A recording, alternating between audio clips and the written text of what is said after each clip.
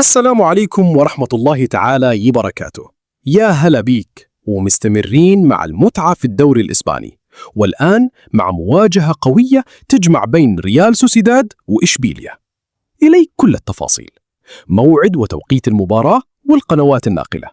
التاريخ اليوم الاثنين 4 مايو 2026. الوقت تبدأ الصافرة الساعة 20، يعني 8 مساء بتوقيت مكة.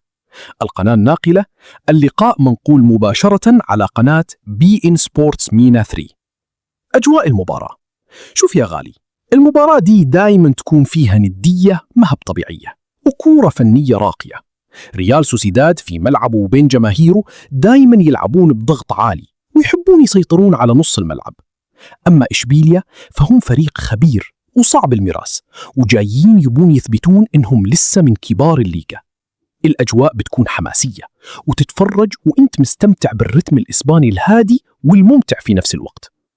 توقعات النتيجة، توقعي الشخصي إنها بتنتهي تعادل إيجابي 1-1، لأن الفريقين مستوياتهم متقاربة وكل واحد فيهم يقدر يخطف هدف في أي لحظة. ولو ريال سوسيداد استغلوا عامل الأرض صح، ممكن يخلصونها 1-0 بصعوبة.